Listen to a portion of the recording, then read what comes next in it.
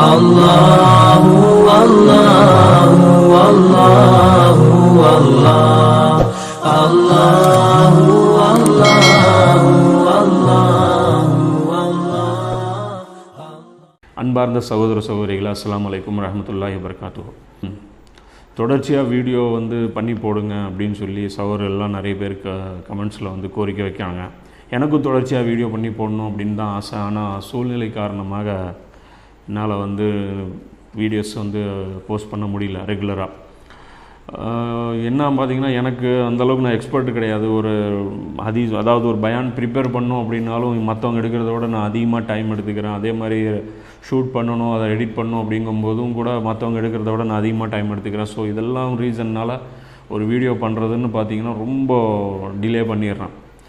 So இந்த delay தவிர்க்கணும் அப்படிங்கிறது தான் என்னுடைய ஆசையும். நான் பழைய ஒரு தொடர் பயான் ஒன்று பேசி நம்ம ஏற்கனவே வச்சுருக்கோம். ஸோ சகோதரர்கள் மத்தியில் இங்கே பேசுனது, ஸோ அதையவே வெளியிடலாம் அப்படின்னு சொல்லியிருந்தோம். ஸோ அந்த வீடியோ பற்றி கொஞ்சம் ஒரு இன்ட்ரொடக்ஷன் மாதிரி சொல்லிவிட்டு அதுக்கப்புறம் அந்த வீடியோஸ் தொடர்ச்சியாக ஒவ்வொரு வாரமும் வியாழக்கிழமை நைட்டுக்குள்ளே இன்ஷால்லா அதை போஸ்ட் பண்ணிடுவோம். வெள்ளிக்கிழமை, ஏன்னா வெளிநாட்டில் இருக்கக்கூடிய சகோதரர்கள் எல்லாமே வெள்ளிக்கிழமை லீவு, நாங்கள் ஓய்வாக இருப்போம், கொஞ்சம் அது பார்க்குறதுக்கு எங்களுக்கு டைம் வேணும் அப்படின்றதுனால சரி வெள்ளிக்கிழமை காலையில் இன்ஷால்லா அது ரிலீஸ் பண்ணுற மாதிரி ஒரு செட்டப்பில் இன்ஷால்லா விடுவோம். ஏன்னா இப்போதைக்கு பார்த்திங்கன்னா ஒரு 21 வாரம் தொடர்ச்சியாக நான் உள்ளூரில் இருந்தாலும் சரி வெளியூரில் இருந்தாலும் சரி அதை என்னால் அப்லோட் பண்ணிடலாம் இன்ஷால்லா. அது அந்த வேலை ரெகுலராக நடக்கும் அப்படிங்கிறத நான் இங்கே தெரிவிச்சுக்கிறேன்.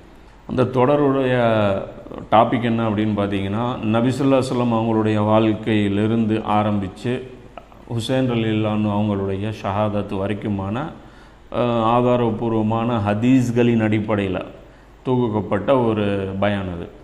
இந்த பயானில் நிறைய விஷயங்கள் ஒவ்வொன்றும் நம்ம அதில் குறிப்பிட்டே இருப்போம் அந்தந்த இடத்துல. இந்த தொடரை பார்த்திங்கன்னா ஒரு கிளாஸ் மாதிரி நீங்கள் கணக்கில் வச்சுக்கணும். இது ஒரு பயானாக நீங்கள் மைண்டில் வச்சுக்காதீங்க. இதில் எல்லா ஹதீஸ்களுமே நம்பரோடு சொல்லப்படும், ஆயத்துகள் நம்பரோடு சொல்லப்படும்.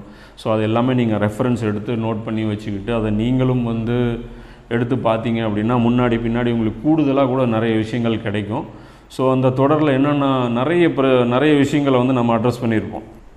அதிலே இந்த தொடர், அதாவது நபி ஸல்லல்லாஹு அலைஹி வஸல்லம் வாழ்க்கையிலிருந்து இது வரைக்கும், அதாவது ஹுசைன் ரலியல்லாஹுடைய மரணம் வரைக்கும் பார்த்தீங்க அப்படின்னா ஷியா சுன்னி பிரிவினை ஏன் ஏற்பட்டது அப்படிங்கிற அந்த காரணம் எல்லாமே அதில் கொண்டு வந்திருப்போம். உண்மையிலே ஷியா சுன்னி பிரிவை பற்றி பார்த்திங்கன்னா ஷியா முஸ்லீம்களும் தவறாக விளங்கி வச்சுருக்காங்க, சுன்னி முஸ்லீம்களும் தவறாக விளங்கி வச்சுருக்காங்க. சுன்னி முஸ்லீம்கள்கிட்ட கேட்டிங்க அப்படின்னா அப்துல்லா இப்னு சபாங்கிறவன் தான் ஷியா பிரிவை உருவாக்குனவர் அப்படின்னு சொல்லி பரவலாக ஒரு கருத்து சொல்லுவாங்க. ஆனால் இது உண்மையானு கேட்டால் கிடையாது. ஏன்னா நபித்தோழர்கள் மத்தியில் கிட்டத்தட்ட 40,000 நபித்தோழர்கள் உயிரோடு இருக்கும்போது ஒரு சாதாரண ஒருத்தன் முஸ்லீம்களுடைய கூட்டமைப்பை ரெண்டாக பிளந்துட முடியும் அப்படின்னா அது நபி ஸல்லல்லாஹு அலைஹி வஸல்லமுடைய பயிற்சியே நம்ம குறை சொல்கிற மாதிரி ஆயிரும். அது ஒரு நபித்தோழர் ஏமாறலாம், 2 நபித்தோழர் ஏமாறலாம், ஒட்டுமொத்த சஹாபாக்கள்லேயே ரெண்டாக பிரிஞ்சு நின்னாங்க அப்படின்னு சொல்லி இதை ஏற்றுக்க முடியாது. ஸோ இதுவே பார்த்திங்கன்னா அந்த அப்துல்லா இப்னு சபா தான் ஷியா சுன்னி பிரிவுக்கு காரணம் அப்படிங்கிறதே பார்த்திங்கன்னா ஒரு கட்டுக்கதை. அது சில அரசியல் லாபங்களுக்காக கட்டவிழ்த்து விடப்பட்ட கட்டுக்கதை. ஆனால் உண்மை என்ன அப்படின்னு பார்த்தீங்கன்னா உண்மையே வேறு. அதன் பின்னணி என்ன அப்படிங்கிறது இப்போ நான் சொன்னேன் அப்படின்னா உங்களுக்கு அதை ஜீரணம் பண்ணவும் முடியாது, அதை உங்களால் நம்பவும் முடியாது. ஸோ அது ஃபுல்லாக அந்த தொடரை நீங்கள் பார்த்தீங்க அப்படின்னா அந்த இடத்துல, அதாவது நபி ஸல்லல்லாஹு அலைஹி வஸல்லமுடைய அந்த வாழ்க்கையிலிருந்து கரெக்டாக அப்படியே படிப்படியாக அபூபக்கர், உமர் ரலியல்லாஹு அன்ஹு, உஸ்மான் ரலியல்லாஹு அன்ஹு, அலி ரலியல்லாஹு அன்ஹு, அந்த அலி ரலியல்லாஹுடைய அந்த காலகட்டத்தை பற்றி நாம் விளக்கும் போது தான் உங்களுக்கு அது எக்ஸாக்டாக புரியும். இல்லை அப்படின்னா அது ஒரு சாதாரணமான ஒரு நிகழ்வாகவே நீங்கள் எடுத்துக்குவீங்க. ஸோ இந்த நிகழ்வு இந்த தொடரில் அதை நம்ம குறிப்பிட்டிருப்போம் நிறைய. அதே மாதிரி நபி ஸல்லல்லாஹு அலைஹி வஸல்லம் அவங்களுடைய குடும்பத்திற்கு பார்த்திங்கன்னா மிகப்பெரிய துரோகத்தை இந்த சுன்னி சமுதாயம் இருக்குது இல்லையா, நாம் பண்ணியிருக்கோம். ஸோ அதையும் இந்த விஷயத்தில் கொண்டு வந்திருப்போம். அதிகமான பயான்களில் பார்த்திங்கன்னா நான் சொல்லிகிட்டே இருப்பேன், இஸ்லாம்ங்கிறது வணக்க வழிபாடுகள் மட்டும் கிடையாது, அதை தாண்டி முழுமையான வாழ்க்கைக்கு உண்டான அனைத்து விஷயங்களும் உள்ளடக்கியது அப்படின்ட்டு. ஸோ இது எப்படி நபி ஸல்லல்லாஹு அலைஹி வஸல்லம் முழு இஸ்லாத்தை நிலைநாட்டினாங்க அப்படிங்கிறது அவங்களுடைய வாழ்க்கை வரலாறை பார்த்தா தான் நமக்கு புரியும். நம்மளில் அதிகமான மக்கள் எப்படி இருக்கோன்னு பார்த்தீங்கன்னா மார்க்கத்துடைய அறிவே இல்லாமல் தான் நம்ம இருக்கோம். குர்ஆன் ஹதீஸின் பக்கம் பெரும்பாலோர் போகிறதே கிடையாது. அப்படியே மீறி போனாலும் புகாரி முஸ்லீமோடு நிறுத்திக்கிறோம். இதை மக்களுக்கும் நாம் வந்து குறை சொல்ல முடியாது. ஏன்னா நம்மளை வந்து பிரித்து அப்படியே அவங்களுடைய லாபத்திற்காக சில பிரிவினைவாத சக்திகள் ஃபிர்காக்களை உருவாக்கி இன்றைக்கி வந்து ஊருக்குள்ளே இருக்காங்க. இவங்களுக்கு நாம் புரியாமல் இருக்கணும், நமக்கு ஒன்றுமே தெரியாமல் இருக்கணும், அப்போ தான் இவங்க நம்மளை அடக்கி ஆள முடியும் அப்படிங்கிறது தான் இவங்களுடைய கான்செப்ட். அதனால் பார்த்தீங்கன்னா ஹதீஸ் கிதாபுகள் வந்து பாருங்கள், ஹதீஸ் குர்ஆன் ஹதீஸ் தான் பின்பற்றணும்னு சொல்லுவாங்க. ஆனால் குர்ஆனையும் ஹதீஸையும் வந்து ஃபுல்லாக மொழிபெயர்த்து உங்கள் கையில் கொடுக்கவும் மாட்டாங்க. வெறும் 2 புக்கு புகாரி முஸ்லீம் மட்டும்தான் முழுசாக இன்றைக்கி வந்திருக்கு. அதை விட்டால் ஒரு திருமீதி வந்து வந்திருக்கு. இன்னும் பார்த்தீங்கன்னா இப்னு மாஜா வரல, நசை வரல, அஹமது வரல, பஸார் வரல, ஹாக்கிம் வரல, பைஹக்கி வரல. எல்லாம் முக்கியமான கிதாபுகள் வந்து நிறைய கிதாபுகள் வந்து இன்னும் கொடுக்காமலே தான் இருக்காங்க. ஸோ இதெல்லாமே பார்த்தீங்க அப்படின்னா இதை தாண்டி மார்க்கத்தை வந்து கற்றுக்கிறதுக்கு வேறு வழியே வந்து இன்றைக்கி வந்து மக்கள் மத்தியில் இல்லாமலே இருக்குது. அதே சமயம் உருது மொழியில் பார்த்தீங்க அப்படின்னா அல்லாஹ்வுடைய கிருபையில் கிட்டத்தட்ட ஒரு 40க்கும் மேற்பட்ட ஹதீஸ் கிதாபுகள் வந்து மொழிபெயர்க்கப்பட்டிருக்கு. ஸோ உருது மொழி எனக்கு தெரிஞ்சதுனால எல்லாமே ஆன்லைனில் அது இருக்குது. அது பிடிஎஃப்பில் போனீங்கன்னா டவுன்லோட் பண்ணிக்கலாம். அந்த kitabasunnat.com அப்படிங்கிற ஒரு வெப்சைட் இருக்குது. அதில் போனீங்கன்னா உருதுவில் எல்லா ஹதீஸ் கிதாபுகளையும் நீங்கள் டவுன்லோட் பண்ணிக்கலாம். ஸோ இந்த வரலாற்று தொடரை பொறுத்த வரைக்கும் நான் வந்து முழுக்க ஹதீஸ்களை அடிப்படையாக கொஞ்சம் எடுத்திருக்கேன், தவிர வரலாற்று நூல்களை அடிப்படையாக கொண்டு நம்ம எடுக்கலை. பொதுவாக பார்த்திங்கன்னா இந்த அஹ்லே ஹதீஸ் ஃபிர்கான்னு சொல்லி நம்ம இங்கே தமிழ்நாட்டில் இருக்கோம் இல்லையா, டிஎன்டிஜே, ஜாக்கு, என்டிஎஃப், ஐஎன்டிஜே, இவங்க எல்லாருமே பார்த்திங்கன்னா வரலாற்று நூல்களை பார்த்திங்கன்னா ரொம்ப ஒரு என்ன சொல்கிறது, அதுக்கு ஒரு முக்கியத்துவமே வெயிட்டே வந்து கொடுக்கறதில்ல. ஏதோ முஹத்திஸீன்கள் வந்து புகாரி மாதிரியான புக்குகளை மட்டும்தான் மொழிபெயர்த்து, அதாவது தொகுத்த மாதிரியும், வரலாற்று நூல்கள் வந்து ஒரு தேவையற்றதாகவே இருந்த மாதிரியும் தான் இன்றைக்கி வந்து மக்கள் மத்தியில் ஒரு சிந்தனை இருக்குது. ஆனால் உண்மையிலே பார்த்திங்க அப்படின்னா புகாரி அப்படிங்கிறது பார்த்திங்கன்னா அது வந்து ஒரு சட்ட மேதைகளுக்கான நூல் தான். அது அந்த நூல் பார்த்திங்கன்னா அந்த வணக்க வழிபாடுகளையும் செயல்பாடுகளையும் என்ன சொல்கிறது சட்டத்திட்டங்களையும் அடிப்படையாக கொண்டு அட்டவணை போட்டு அது தொகுக்கப்பட்டிருக்கும். உதாரணத்துக்கு ஒழு செய்வது எப்படின்னு இருக்கும், அந்த பாடத்துக்கு கீழே ஒழுவுடைய எல்லா ஹதீஸ்களும் கொண்டு வந்திருப்பாங்க. அதே மாதிரி பார்த்திங்கன்னா தொழுகையுடைய பாடம் இருக்கும், தொழுகை கீழே எல்லா ஹதீஸ்களும் கொண்டு வந்திருப்பாங்க. அப்படியே நோன்பு, ஜக்காத்து, ஹஜ்ஜு, ஜனாசா தொழுகை, இப்போ குர்பானியுடைய சட்டங்கள், அதே மாதிரி திருமணத்துடைய சட்டங்கள், தலாக்குடைய சட்டங்கள், இப்படியே போகும்.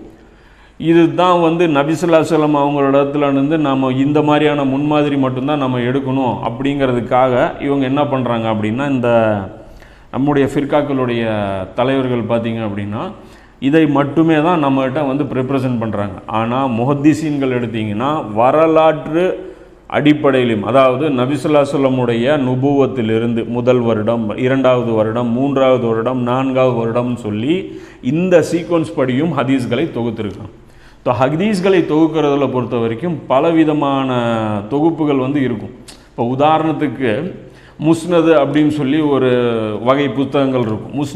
முஸ்னது அஹமது, முஸ்னது அபு யாலா, முசன் அப்படின்னு சொல்லி இருக்கும். இந்த முஸ்னது வகை புத்தகத்தில் பார்த்திங்கன்னா எப்படி இருக்கும்னா, ஒரு நபி தோழர் அறிவிக்கக்கூடிய ஹதீஸ்கள் எல்லாமே ஒரு இடத்துல இருக்கும். அதில் தொழுகை, நோன்பு அப்படின்னு சொல்லி அந்த வணக்க வழிபாடுகள் அடிப்படையில் அட்டவணையை வந்து போட்டிருக்க மாட்டாங்க. ஸோ ஒரு நபி தோழர் அபூபக்கர் அப்படின்னா அபூபக்கர் அறிவித்த எல்லா ஹதீஸும் ஒரு இடத்துல இருக்கும். அதில் எல்லாமே கலந்துருக்கும், எல்லா தலைப்புகளும் அதில் கலந்துருக்கும். ஸோ 2வது வந்து உமர் ரலியல்லாஹு அப்படின்னு சொல்லி அப்படியே வந்து படிப்படியாக முஸ்னத் அஹமது பார்த்திங்கன்னா கொண்டு போயிருப்பாங்க. அதே மாதிரி பார்த்திங்க அப்படின்னா சில இமாம்கள் நபி ஸல்லல்லாஹு அலைஹி வஸல்லமுடைய வாழ்க்கையை சீக்வன்ஸ் பண்ணி கூட ஹதீஸ்களை எடுத்திருக்காங்க. அது ரொம்ப ரொம்ப முக்கியமானது. அது தெரிஞ்சிருக்க வேண்டியது ஒவ்வொரு முஸ்லீம் மீதும் அடிப்படை கடமை. நபி ஸல்லல்லாஹு அலைஹி வஸல்லமுடைய வாழ்க்கை வரலாறு முழுமையாக நமக்கு தெரிந்திருக்க வேண்டும். நபி ஸல்லல்லாஹு அலைஹி வஸல்லம் அவங்களுடைய முதல் வருடத்தில் இது நடந்தது, நபி ஸல்லல்லாஹு அலைஹி வஸல்லம் அவர்களுடைய நுபுவத்துடைய 2வது வருடத்தில் இது நடந்தது, 10வது வருடம் இது நடந்தது, ஹிஜ்ரத்துடைய முதல் வருடம் இது நடந்தது அப்படிங்கிறது இந்த சீக்வன்ஸ் படி நமக்கு தெரிஞ்சிருக்க வேண்டும். இப்போ இந்த சீக்வன்ஸ் படி பார்த்திங்கன்னா நிறைய முஹத்திஸீன்கள் வந்து மொழிபெயர்த்து ஹதீஸ்களை வந்து தொகுத்துருக்காங்க. அதில் உதாரணத்துக்கு சொல்ல போனால் தலாயிலுன் நுபுவான்னு சொல்லி பைஹக்கி இமாமுடைய ஒரு கிதாப், அதுவும் பார்த்திங்க அப்படின்னா நபி ஸல்லல்லாஹு அலைஹி வஸல்லமுடைய வாழ்க்கையை வந்து ஸ்டெப் பை ஸ்டெப்பாக பேஸ் பண்ணி இருக்கும். இப்போவே பார்த்தீங்கன்னா இந்த ஒரு பப்ளிஷர் முஸ்னத் அஹ்மது இருக்கு இல்லையா, அதை கூட இப்போ எப்படி பண்ணியிருக்காங்க அப்படின்னா, நபி ஸல்லல்லாஹு அலைஹி வஸல்லம் அவங்களுடைய வாழ்க்கையில் முதல் வருடம் நடந்த சம்பவம், ரெண்டாவது வருடம் நடந்த சம்பவம் அப்படின்னு சொல்லி சம்பவங்களை சீக்வன்ஸ் பண்ணி ஹதீஸ்களை தொகுத்துருக்காங்க. ஸோ அந்த கிதாபுகளை வச்சு தான் நான் வந்து இந்த தொடருக்கான நோட்ஸ் எடுத்து தான் அந்த பயான்களை வந்து நான் செய்கிறேன். ஸோ இந்த நோட்ஸில் இந்த பயானில் குறிப்பிடுற எல்லா ஹதீஸ்களுமே இருக்கட்டும், எல்லாமே இருக்கட்டும், அது நான் வந்து எடுத்தது தான். அது வந்து எனக்கு சனது அடிப்படை கொண்டு அந்த தஹ்ரீஜோட, அதாவது அந்த ஹதீஸ் பலமா பலவீனமாங்கிற அந்த சனதோட அதை நம்ம கொண்டு வந்திருப்போம். 95% ஹதீஸ்கள் அதில் சஹியான ஹதீஸ்களை தான் நம்ம எடுத்து போட்டிருக்கோம். பலவீனமான ஹதீஸ்கள் கூட அதில் சொல்லியிருப்போம். ஆனால் அது பலவீனம்னே ஒரு சில இடத்துல நான் குறிப்பிட்டு தான் சொல்லியிருப்பேன். ஸோ இந்த பலம் பலவீனம் அப்படிங்கிற இந்த விஷயத்தை பொறுத்த வரைக்கும் இதில் வந்து ஒரு விரிவாக பேச வேண்டிய ஒரு விஷயம். ஏன்னா பலவீனமான ஹதீஸ்கள்னாலே தூக்கி போடுறது அப்படிங்கிற மாதிரி வந்து கொம்பு சீவி வந்து இன்றைக்கி வந்து ஆலிம்கள் வந்து விட்டுட்டு இருக்காங்க. ஆனால் அதோடைய உண்மைத்தன்மை அது கிடையாது. பலவீனங்கள்லையும் பல தரங்கள் இருக்குது. சில ஹதீஸ்களை வந்து எடுத்துக்கலாம், சில ஹதீஸ்களை வந்து எடுத்துக்க கூடாது அப்படிங்கிறதுல தனி மேட்டர் இருக்குது. இன்ஷால்லா அது ஹதீஸ்களை பற்றி நம்ம ஒரு தனியாக ஒரு முழு தொகுப்பு அதை கொடுப்போம். இன்ஷால்லா அதில் டீட்டெயிலாக எல்லாமே கொண்டு வருவோம். இதில் இந்த வரலாற்றை பற்றி பார்த்தீங்க அப்படின்னா ஒரு தவறான நம்பிக்கையும் வந்து பரப்பி விட்டுறாங்க. என்ன அப்படின்னா, வரலாறுலாம் நமக்கு தேவை கிடையாது, நமக்கு தேவையானதெல்லாம் பார்த்திங்கன்னா வணக்க வழிபாடுகள் தான். ஸோ அந்த அடிப்படையில் தான் நம்ம பாருங்கள், புகாரி இமாமுக்கு தெரியாதா, அப்போ புகாரி இமாம் எப்படி ஹதீஸ்களை கொண்டு வராரு, வணக்க வழிபாடுகள் அடிப்படையில் தானே கொண்டு வராருங்கிறேன். ஆனால் உண்மையிலேயே புகாரி இமாம் சஹீஹுல் புகாரி மட்டும்தான் எழுதியிருக்காங்களான்னு கேட்டால் கிடையாது. புகாரி இமாமுடைய வரலாற்று நூல் ஒன்று இருக்குது. இது வந்து மார்க்கத்தில் 20 வருஷம் 25 வருஷம் தொடர்ந்து தாவா பணியில் ஈடுபட்டு இருக்கக்கூடிய சகோதரர்களுக்கு கூட தெரியவில்லை. அந்த அளவுக்கு தான் நமக்கு வந்து நாலேஜ் வந்து மெயின்டைன் பண்ணி வச்சுட்டு வராங்கன்னு, இவங்க மெயின்டைன் பண்ணுறாங்கன்னு தான் நான் சொல்லுவேன். மெயின்டைன் பண்ணி நம்மளை தட்டி உட்கார வச்சுருக்காங்கன்னு வச்சிங்களேன். ஏன் அதில் பார்த்தீங்கன்னா அந்த ஹதீஸ்கள் கிதாபுகள் பேர் கூட நமக்கு தெரியல. புகாரி இமாமுடைய ஒரு புத்தகம் பார்த்தீங்கன்னா தாரிகுல் கபீர் அப்படிங்கிறது அந்த புத்தகம். வரலாற்று நூலில் அவர் வந்து எழுதியிருக்காரு. நபி ஸல்லல்லாஹு அலைஹி வஸல்லமுடைய அந்த ஹதீஸ்களை பொறுத்த வரைக்கும் நீங்கள் போய் விக்கிபீடியாவில் அடித்து பாருங்கள் புகாரி இமாமுடைய புத்தகங்கள் என்னென்னன்ட்டு. அதபுல் முஃப்ரத் கூட பார்த்தீங்கன்னா புகாரி இமாம் எழுதுனது தான். ஸோ இந்த வரலாற்று நூல் புகாரி இமாம் எழுதுறாரு. அதுவும் எந்த இடத்துல உட்காந்து மஸ்ஜிது நபவிலேயே நபி ஸல்லல்லாஹு அலைஹி வஸல்லமுடைய மிம்பருக்கு பக்கத்துலேயே உட்காந்து கூட அந்த ஹதீஸ் வந்து அந்த புத்தகங்களை வந்து ஃபுல்லாக எழுதியிருக்காரு. வரலாற்று நூல்கள் பார்த்திங்க அப்படின்னா ரொம்ப ரொம்ப முக்கியமானது. புகாரி இமாம் மாதிரியான பெரிய பெரிய முஹத்திஸீன்கள் வந்து அதை எழுதியிருக்காங்க. பைஹகி இமாம் எழுதியிருக்காங்க, நஸை இமாம் எழுதியிருக்காங்க, தாரகுத்னி இமாம் எழுதியிருக்காங்க. நிறைய இமாம்கள், பெரிய பெரிய இமாம்கள் வந்து வரலாற்று நூல்கள் எழுதியிருக்காங்க. அதில் அல் பிதாயா வன் நிஹாயாங்கிறது மிகச்சிறந்த நூல். அப்புறம் தாரிக் இப்னு கல்தூன் அப்படிங்கிறது ரொம்ப மிகச்சிறந்த நூல். இதெல்லாம் வந்து முக்கியமான நூல்கள். என்ன சொல்லுவாங்க, அப்போ வரலாறு படித்தா போதுமா, அப்போ ஃபிகா சம்மந்தப்பட்ட சட்டத்திட்டங்கள் சம்மந்தப்பட்ட நூல்கள் படிக்க வேண்டாமா அப்படின்னா, முற்காலத்தில் முஸ்லீம்கள் பார்த்திங்கன்னா எல்லாத்தையுமே தெரிஞ்சு வச்சுருந்தாங்க. அவங்களுக்கு வரலாற்று நபி ஸல்லல்லாஹு அலைஹி வஸல்லமுடைய வரலாறும் அத்துப்படி, குர்ஆனும் அத்துப்படி, சட்டத்திட்டங்களும் அத்துப்படி. ஆனால் நமக்கு பார்த்திங்கன்னா சட்டத்திட்டம் மட்டும்தான் அத்துப்படி, குர்ஆனும் நமக்கு அத்துப்படி கிடையாது, நபி ஸல்லல்லாஹு அலைஹி வஸல்லமுடைய வாழ்க்கை வரலாறும் நமக்கு அத்துப்படி கிடையாது. குர்ஆனுடைய ஆழமான அறிவு வந்து பார்த்திங்கன்னா நமக்கு வந்து கிடையாதுங்கிறது தான் உண்மை. இதில் இந்த நமக்கு வந்து அந்தளவுக்கு நாலேஜ் இல்லை அப்படிங்கிறது பார்த்திங்கன்னா ஏதோ சாதாரண ஒரு மக்களுக்கு தான் நாலேஜ் இல்லை, நம்மளுடைய ஆலிம்களுக்கு நாலேஜ் இருக்குதான்னு பார்த்திங்கன்னா ஆலிம்களுக்கு கூட பார்த்திங்கன்னா இதில் போதிய அறிவு இல்லாமல் தான் அவங்க வந்து பேசுகிறாங்க. உதாரணத்துக்கு பிஜே அப்படின்னு பார்த்திங்கன்னா சமீபத்தில், ஏன்னா சில விஷயங்கள் சொல்லி தான் ஆக வேண்டியது இருக்குது இன்ஷால்லா, அதனால் நம்ம குறிப்பிடுறோம். ஒரு பயானில் பார்த்திங்கன்னா பத்ரு போருடைய படிப்பினை அப்படின்னு சொல்லிட்டு ஒரு பயான் பேசுகிறாரு. ஒரு கேள்வி பதில் மாதிரியான ஒரு நிகழ்ச்சி இப்போ சமீபத்தில் டிஎன்டிஜிலேருந்து வெளியே வந்துட்டு அவர் பேசுகிறாரு. அதில் என்ன, டிஎன்டிஜில் இருக்கும்போது அதுதான் பேசினார், இப்போவும் அதுதான் பேசுகிறாரு. என்ன பேசுகிறார் அப்படின்னா, பத்ரு போர் ஏன் நடந்தது அப்படின்னு சொல்லி காரணத்தை வந்து விளக்குறாரு. அதுக்கு என்ன சொல்கிறாருன்னா, அபு சுஃபியான் வந்து நபி ஸல்லல்லாஹு அலைஹி வஸல்லமுடைய ஆளுகைக்கு உட்பட்டிருக்கக்கூடிய அந்த பகுதியில் அனுமதி இல்லாமல் உள்ளே பூந்துட்டாங்க. ஸோ அதனால் நபி ஸல்லல்லாஹு அலைஹி வஸல்லம் அவங்க வந்து விரட்டி அடித்தாங்க அப்படின்னு சொல்லி ஒரு காரணம் சொல்கிறாங்க. இந்த காரணம் வந்து சரியான காரணமா? இதை வந்து ஒரு மைக்கேல் ஹார்ட்டுக்கிட்டேயோ இல்லை எஸ்ஜி வெல்ஸ்கிட்டேயோ இதை காரணத்தை சொன்னீங்கன்னு வச்சிங்களா விழுந்து சிரிப்பாங்க. ஸோ இந்த காரணம் வந்து இப்படி சொல்கிறாங்க அப்படின்னா இவங்களுக்கே இந்த அளவுக்கு தான் வந்து தெரிஞ்சு வச்சுருக்காங்க நபி ஸல்லல்லாஹு அலைஹி வஸல்லமுடைய வாழ்க்கையை பற்றி. அதே வந்து முஜாஹித் இப்னு ரசீன் இருக்கிறார் இல்லையா, அவர் வந்து ஒரு பயானில் வந்து குறிப்பிடுறாரு, என்ன சொல்கிறாரு, இஸ்லாமிய ஆட்சின்னு சொல்லி இந்த ஜமாத் இஸ்லாமி, இஹ்வானுல் முஸ்லிமீன் போன்றவர்கள்லாம் பேசுகிறாங்க அப்படின்னு சொல்லி ஒரு விமர்சனம் வந்து பண்ணுறாரு. அதில் அவர் என்ன சொல்கிறாருன்னா பாருங்கள், இஸ்லாமிய ஆட்சின்னு சொல்லி இந்த ஜமாத் இஸ்லாமி, இஹ்வானுல் முஸ்லிமீன் சேர்ந்த ஆட்கள்லாம் சொல்லிட்டு இருக்கிறாங்க. அதில் இஸ்லாமிய ஆட்சியில் வந்து கோயில் இருக்குன்னு சொல்லி சொல்கிறாங்க, இஸ்லாமிய ஆட்சியில் சர்ச்சும் இருக்குன்னு சொல்லி சொல்கிறாங்க. இது போய் இஸ்லாமிய ஆட்சியா? இஸ்லாமிய ஆட்சினா பள்ளிவாசல் மட்டும்தான் இருக்கும் அப்படின்னு சொல்லி பேசுகிறாரு. இவருக்கே வந்து ஒரு நாலேஜ் இல்லை. இஸ்லாமிய ஆட்சினா பள்ளிவாசல் மட்டும்தான் இருக்கும். இது வந்து ஒரு சாதாரண ஒரு வரலாற்று ஆசிரியர் கூட வந்து ஒத்துக்க மாட்டார். பள்ளிவாசல் மட்டுமா இருக்கும். நபி ஸல்லல்லாஹு அலைஹி வஸல்லம் அவங்க நஜ்ரான்லேருந்து வந்த பாதிரிமார்களை மஸ்ஜிது நபவியில் இபாதத்துக்கு வந்து அனுமதி கொடுக்குறாங்க. அவங்க வந்து 20க்கும் மேற்பட்ட நாட்கள் அங்கே வந்து தங்கியிருந்து இபாதத் செய்கிறாங்க. அவங்க என்ன இபாதத் செய்வாங்க? ஈசா நபியை கடவுளாக வணங்கக்கூடிய மக்கள், அல்லாவுக்கு மகன் இருக்கிறான் என்று சொல்லக்கூடிய மக்களை நபி ஸல்லல்லாஹு அலைஹி வஸல்லம் அவர்கள் பள்ளிவாசலில் ஒரு பகுதியை சின்னதாக ஒதுக்கி கொடுக்குறாங்க, விருந்தாளிகளை ஒதுக்கி கொடுக்குறாங்க. அப்போ இந்த அளவுக்கு ஒரு நெகிழ்வுத்தன்மை கொண்டது தான் இஸ்லாம். நபி ஸல்லல்லாஹு அலைஹி வஸல்லம் அவர்கள் கொண்டு வந்த இஸ்லாம் வேற, இந்த மதவாதிகள் ப்ரெசென்ட் பண்ணக்கூடிய இஸ்லாமே வேற. அப்போது இவங்க வந்து கோயிலை தட்டணும், சர்ச்சை தட்டணும்னு சொன்னால் அவன் இங்கே பள்ளிவாசல் நம்மளுக்கு கட்டுறதுக்கு அனுமதி கொடுப்பானா? அப்போ அங்கே உட்காந்துக்கிட்டு ஒரு இஸ்லாமிய கவர்மெண்ட்டில் இஸ்லாமிய சம்பளத்தை வாங்கிக்கிட்டு இவங்க வந்து அந்த இடத்துல பேசுகிறாங்க. ஆனால் அதாவது உண்மையை பேசுகிறாங்க, துணிஞ்சு பேசுகிறாங்கல்ல, இல்லை, இது வந்து உண்மையும் கிடையாது, இவங்களுக்கு அறியாமையும் இருக்குங்கிறத நம்ம இந்த இடத்துல சொல்லி வரோம்.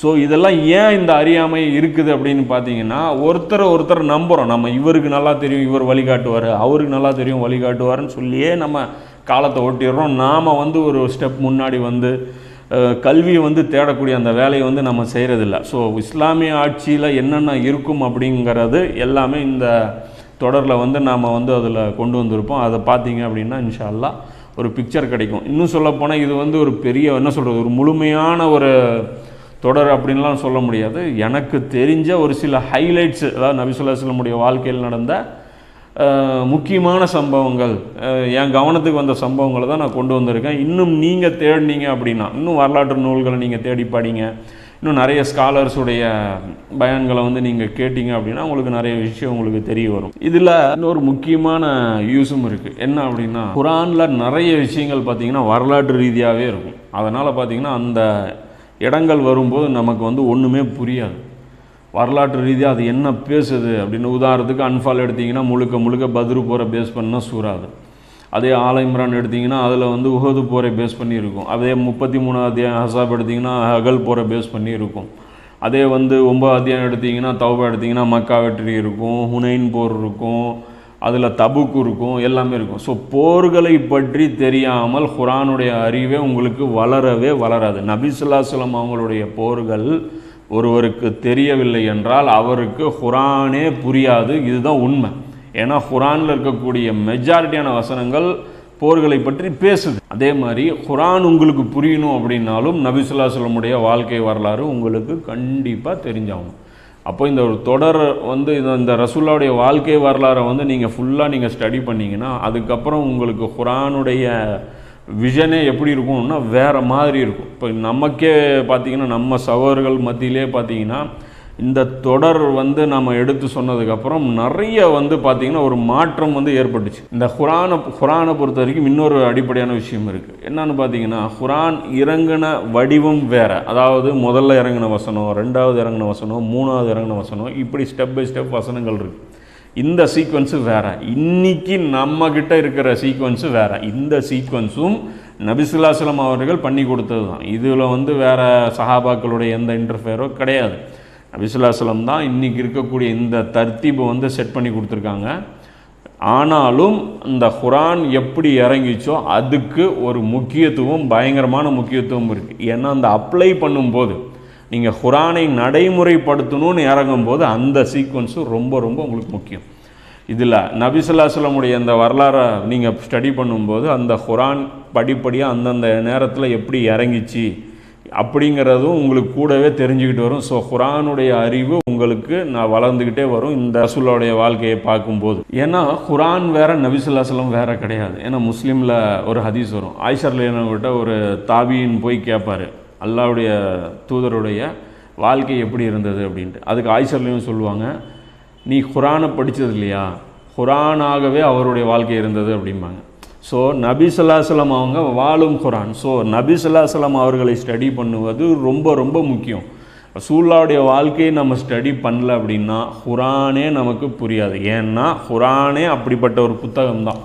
அல்லாஹ் என்ன சொல்கிறான், நபியே நாம் இறக்கிய இந்த வேதத்தை நீர் விளக்க வேண்டும் என்பதற்காக அப்படின்னு சொல்லி அல்லாஹ் சொல்கிறான். அப்போ குரானுக்கு விளக்க வேண்டிய ஒரு தேவை இருக்குது. அது நபி ஸல்லல்லாஹு அலைஹி வஸல்லம் அவர்கள் சிறப்பாக செஞ்சுருக்காங்க. ஸோ அந்த வடிவத்தில் பார்த்தீங்கன்னா நம்ம குரானை ரசூல்லா மூலமாக ஒரு வாட்டி கற்றுக்கிட்ட அந்த ஃபீலிங் நமக்கு எப்போ கிடைக்கும் அப்படின்னா, நபி ஸல்லல்லாஹு அலைஹி வஸல்லமுடைய வாழ்க்கை வரலாறு நம்ம தெரிஞ்சால் மட்டும்தான் அது நமக்கு கிடைக்கும். இந்த குரானை படிப்படியாக சீக்வன்ஸ் எல்லாம் இறக்குறேன்னு சொல்கிறான்ல, இது ஒரு சாதாரணமான மேட்டர் இல்லைங்க. இதை காஃபிர்கள் அப்ஜெக்ஷன் பண்ணுறாங்க, இந்த குரான் ஒட்டுமொத்தமாக இறக்கியிருக்க வேண்டியது தானே அப்படின்ட்டு. ஸோ அதில் அல்லாவே என்ன சொல்கிறான் 25ஆம் அத்தியாயத்தில் 32ஆம் வசனத்தில், இது உமது உள்ளத்தை உறுதிப்படுத்துவதற்காக இப்படி இறக்கணுங்கிறான். அப்போ உள்ளம் உறுதியாகணும் அப்படின்னா குரானுடைய அந்த ஸ்டெப் பை ஸ்டெப்பு சீக்வன்ஸும் ரொம்ப முக்கியம். அதனால தான் நமக்கு ஈமானில் குறைபாடு இருக்கிறதுக்கு காரணம் என்ன அப்படின்னா, குரானை இந்த ஸ்டெப்பில் நாம் பார்க்குறதே கிடையாது.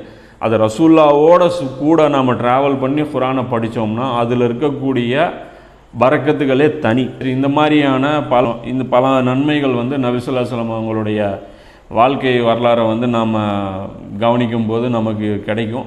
ஸோ அதனால் சகோதரர்கள் அனைவரும் இந்த தொடரை ரொம்ப கவனமாக பார்த்து பயன்பெறுமாறு கேட்டுக்கொள்கிறேன். இதில் கடைசியாக ஒரு விஷயத்தை கிளியர் பண்ணிக்கிறேன். என்ன அப்படின்னா, ஒரு சகோதரர் ஸ்ரீலங்காக்காரன்னு நினைக்கிறேன், அவர் கேட்டிருந்தார் இந்த மாதிரி, நீங்கள் 7வது தான் படித்தேன்னு சொல்கிறீங்க, அப்புறம் ஆலிமும் கிடையாதுன்னு சொல்கிறீங்க. ஸோ ரெண்டுமே இல்லை, நீங்கள் பெரிய பெரிய விஷயங்கள் பேசுகிறீங்க, உங்களை எப்படி நாங்கள் நம்பி அதை ஏற்றுக்கிறது அப்படின்னு சொல்லி கேட்குறாரு. அது நியாயமான கேள்வி தான். அது சரி, வேறு என்ன ஆப்ஷன் இருக்குது கொஞ்சம் சொன்னீங்கன்னா பரவாயில்ல. ஏன்னா நானும் அப்படி ஒரு நம்பி ஏற்றுக்கிட்டு பின்னாடி போகிற மாதிரி ஒரு ஆளை தேடி கிடைச்சா நல்லா தான் இருக்கும். இப்போ இங்கே பிரச்சனை என்னென்னா, இங்கே யாரையுமே நம்ம நம்ப முடியாது. அவங்கவுங்களுக்கு தேவையான தகுதியாக என்ன சொல்கிறது, அவங்கவுங்களுக்கு தேவையானதை நாம் தான் தேடி நம்ம எடுத்துக்க முடியும். ஸோ வேறு வழியே நம்மக்கிட்ட இல்லை. நபி ஸல்லல்லாஹு அலைஹி வஸல்லம் அவங்க எப்போ இந்த பூமியை விட்டு போனாங்களோ, சஹாபாக்கள் எப்போ இந்த பூமியை விட்டு போனாங்களோ, அதற்கப்புறம் மனிதர்களில் ஒருத்தரை நம்பி போய் ஒப்படைச்சி போய் ஒருத்தரை கையை பிடிச்சி போகிற மாதிரியான ஒரு ஆப்ஷனே நமக்கு கிடையவே கிடையாது. பட்டத்தை பொறுத்த வரைக்கும், அதாவது இந்த ஆலிமு இந்த மதரசா பட்டத்தை பொறுத்த வரைக்கும் ஒரு விஷயம் புரிஞ்சுங்க. மதரசா பட்டம் இருந்தாலும் இங்கே யாரையும் இங்கே நம்புறதில்ல. உதாரணத்துக்கு உளவிங்கிற பட்டம் இருக்குது, இது சுன்னத் ஜமாத்துடைய ஒரு பட்டம். இந்த பட்டத்தை வச்சுருக்கக்கூடியவர் யார், பிஜே அவங்க. அப்போ பிஜே ஒரு ஆலிமுன்னு சுன்னத் ஜமாத் ஒத்துக்குமா? அதாவது உளவி பட்டம் வாங்கியிருக்காரு, ஸோ இவர் சொல்கிறது கரெக்டாக இருக்கும் அப்படின்னு சொல்லி பிஜே சொல்லக்கூடிய விஷயங்களை சுன்னத் ஜமாத் ஏற்றுக்குதா? ஏற்றுக்கிறது இல்லை. பட்டம் வச்சுருந்தாலும் இவரை பற்றி என்ன சொல்லுது, இவருக்கு கல்வியே ஜாஹில் இவர் அப்படின்னு சொல்லி இவங்க சொல்லுவாங்க. அதே உல்டாவை அப்படியே திருப்பி போடுங்க. இப்போ டிஎன்டிஜேயில் படித்து வெளியே போனவர் யார், அப்பாஸ் அலி. அவர் யார், எம்ஐஎஸ்சியுடைய மாணவர். அப்போ எம்ஐஎஸ்சி கல்வி தான் சிறந்தது, அந்த கல்வியில் அந்த கல்வி கற்றவங்களுடைய பேச்சை தான் நாங்கள் கேட்போம் அப்படின்னா, அப்போ எம்ஐஎஸ்சி கல்வி கற்ற அப்பாஸுடைய பேச்சை தௌஹீத் ஜமாத் கேட்பாங்களா? இப்போ இன்றைக்கி அல்தாஃபியுடைய பேச்சை தௌஹீத் ஜமாத்தில் கேட்பாங்களா? கேட்க மாட்டாங்க. அதே அப்பாஸ் அலி எம்ஐஎஸ்சியில் படிச்சுட்டு இருக்கிற தங்களுடைய மதரசாவுடைய அந்த உஸ்தாதுகளுடைய பேச்சை கேட்பாரா? கேட்க மாட்டாங்க. ஸோ பட்டங்கள் பொறுத்த வரைக்கும் கருத்து வேறுபாடுகளுக்கு அது ஒரு மேட்டரே கிடையாது. ஸோ மார்க்க கல்வியை பொறுத்த வரைக்கும் பட்டங்கள்லாம் சும்மா அது ஒரு பேருக்கு தானே தவிர, அதை வச்சு நீங்கள் எந்த ஒரு விஷயத்தையும் சத்தியத்தையும் அசத்தியத்தையும் நீங்கள் அளவுகோல்லாம் நீங்கள் எடுக்க முடியாது. அதே ஜமாலிங்கிறது 14 வருஷம் ஷேக் அப்துல்லா ஜமாலி படிச்சிருக்காரு. அவரை கோமாளின்னு தான் விமர்சனம் பண்ணுறாங்க. ஸோ அது விமர்சனம் தப்புன்னு வச்சுங்க, அது மாதிரியான கண்ணிய குறைவாக பேசக்கூடாது. ஆனால் இந்த மாதிரி இப்போது பட்டத்தை இப்போ என்ன பண்ணிகிட்ருக்காங்க, இப்போ நம்ம என்ன பட்டம் வச்சுருக்கோங்கிறது மேட்ரு இல்லை. சொல்கிற விஷயங்களை நீங்கள் உங்களுடைய அறிவை கொண்டு உரசி பாருங்கள். ஏன்னா நம்ம தான் ஒவ்வொருத்தரும் அல்லாஹ்விடத்தில் போய் நிற்க போகிறோமே தவிர ஒரு குரூப்பாக போய் அதை அல்லாஹ்விடத்தில் நின்று நம்ம பதில் சொல்ல போகிறது கிடையாது. ஸோ நமக்கு அக்கறை இருந்து நாம் தேடணும் அப்படின்னா நமக்கு விளக்கம் கண்டிப்பாக கிடைக்கும், அல்லாஹ் புரிய வைப்பான். ஸோ அந்த அடிப்படையில் எனக்கு வந்து எந்த ஒரு இதில் சுய லாபம் வந்து கிடையாது. இன்னும் சொல்லப்போனால் எனக்கு இது ரொம்ப சிரமமான வேலை இது. இதனால் வந்து எனக்கு பொருளாதாரம் வீணாகுது, எனக்கு நேரம் வீணாகுது, எனக்கு மன உளைச்சல் அதிகமாகுது, எனக்கு என்ன சொல்கிறது, இன்னும் சொல்லப்போனால் என்னால் சரியாக தூங்க முடியல.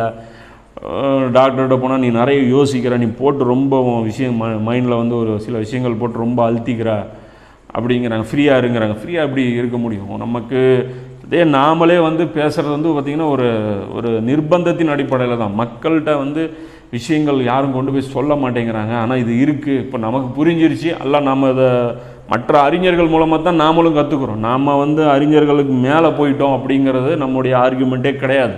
இப்போ மற்ற அறிஞர்கள் மூலமாக நம்ம கற்றுக்கும் போது அது நம்மளோட நிறுத்திக்கிறதா, இல்லை யாராவது ஒரு ஆலிம் தான் சொல்லணும்னு சொல்லி நம்ம போய் ஆலிம்கிட்ட போய் ரெக்வெஸ்ட் பண்ணுறதா? நம்ம போய் ஆலிம்கிட்ட போய் இந்த மாதிரி விஷயங்கள்லாம் எனக்கு கிடச்சிருக்கு, இதை நீங்கள் சொல்லுங்கள் சரியாக இருக்கும்னு நம்ம சொன்னோம்னு வச்சுங்க, அவங்க சொல்லலாம் மாட்டாங்க. அல்லாஹ்வுடைய கிருபையில் சில ஆலிம்கள் இருக்கிறாங்க, நல்ல உலமாக்கள் இருக்காங்க, அவங்க தொடர்பு நமக்கு இருக்காது. இப்போது என்ன பிரச்சனை அப்படின்னா, ஒன்று நானே சொல்லணும், இல்லைன்னா சும்மா உட்காரணும். ஸோ இருக்கிறத நான் மக்கள் மத்தியில் இப்போ எடுத்து வைக்கிறேன். நீங்கள் யோசித்து நீங்கள் சிந்திச்சு பாருங்கள். உங்கள் ஆலிமை நீங்கள் நம்பி, இல்லை அவர் மறைச்சிட்டாரு அப்படின்னா நீங்கள் அல்லா இடத்துல போய் நான் வந்து இந்த ஆலிமை வந்து நம்பினேன், இவர் மறைச்சிட்டாரு அதனால் என்னை விட்டுரு அப்படின்னு சொன்னால் எடுபடுமாங்கிறது யோசனை பண்ணி பார்த்துங்க. கடைசியாக பார்த்தீங்க அப்படின்னா ஆனால் ஒரு விஷயம் பாருங்கள், நம்ம வந்து யார்கிட்டையும் போய் அலைய வேண்டிய அவசியம் இல்லைங்க. இன்றைக்கும் சரி அன்றைக்கும் சரி நமக்கு உதவியாளன் என்றைக்கும் அல்லாஹ் தான். அல்லாஹ் குர்ஆனில் சொல்கிறான் பாருங்கள், 29 அத்தியாயத்தில் 69 வசனத்தில், நிச்சயமாக எவர்கள் நம்முடைய வழியில் முயற்சிக்கின்றார்களோ அவர்களை நிச்சயமாக நாம் நேரான வழிகளில் செலுத்துவோம். நிச்சயமாக அல்லாஹ் முஹ்சீன்களை நேசிக்கிறான் அப்படின்னு சொல்லி அல்லாஹ் சொல்கிறான். இப்போது இதில் பாருங்கள், பல வழிகள் அங்கே அல்லாஹ் என்ன சொல்கிறான், சுபுலனா அப்படின்னு சொல்லி அல்லாஹ் சொல்கிறான். சபீல் அப்படின்னா வழி, சுபுல் அப்படின்னா பல வழிகள். அப்போ பல வழிகளில் அல்லாஹ் காமிப்பான். நான் ஒன்று தான் உங்களுக்கு டூலுன்னு நான் சொல்லலை. யாராவது இருப்பாங்க, ஏதோ ஒரு வீடியோ, ஒரு யூடியூப் சேனல் உங்களுக்கு, எனக்கு வேற ஒரு யூடியூப் சேனல் உங்களுக்கு கிடச்சிரும், இல்லை வேற ஒரு லைப்ரரி உங்களுக்கு கிடச்சிரும், இல்லை உங்கள் பகுதியிலே ஒரு ஆலிம் வந்துடுவார், இல்லை வேறு எங்கேயாவது ஒரு ஊருக்கு போவீங்க, அந்த இடத்துல வேற ஒருத்தர் வந்து சத்தியத்தை சொல்லுவார். நீங்கள் அல்லாவை உறுதியாக நம்பி அதற்குண்டான நேர்வழிக்குண்டான தேடலில் நீங்கள் இறங்கி முயற்சிகள் நீங்கள் மேற்கொண்டுட்டே இருந்தீங்க அப்படின்னா கண்டிப்பாக அல்லாஹ் உங்களுக்கு நேர்வழி காட்டுவான். ஸோ அந்த அடிப்படையில் மனசில் வச்சிங்க. ஏன்னா இந்த தொடர்லேயே பார்த்தீங்கன்னா நிறைய விஷயங்கள் நீங்கள் வந்து பார்ப்பீங்க. ஏன்னா இது வந்து மறைக்கப்பட்ட நிறைய விஷயங்கள் வந்து நாம் வந்து கொண்டு வந்திருப்போம். வரலாற்றில் நிறைய விஷயங்கள் கொண்டு வந்து மறைக்கப்பட்டு கொண்டு ஒவ்வொருத்தரும் தங்களுடைய ஃபிர்கா எப்படி நபி ஸல்லல்லாஹு அலைஹி வஸல்லம் வரலாறை ப்ரெசென்ட் பண்ணுதோ அப்படி தான் கொண்டு வந்துட்டுருக்காங்க. ஸோ நம்ம ஃபிர்காக்கள்லேருந்து வெளியே வந்தால் தான் நமக்கு ரியல் பிக்சர் கிடைக்கும். நமக்கு வந்து உள்ளது உள்ளபடி சத்தியம் சத்தியமாக நமக்கு தெரியணும் அப்படின்னா நமக்கு ஒரு சார்பு நிலை இருக்கக்கூடாதுங்கிறது மஸ்ட். அந்த அடிப்படையை கொண்டு அல்லாஹ் உங்களையும் என்னையும் வழி நடத்துவானாக. வாஹிர் தாவானா அல்ஹம்துலில்லாஹி ரப்பில் ஆலமீன். அல்லாஹ்வை நம்பும் உள்ளத்திற்கு அவன் வழிகாட்டுவான். 64 அத்தியாயம் 11 வசனம். அஸ்ஸலாமு அலைக்கும் வரஹ்மத்துல்லாஹி வபரகாத்துஹு.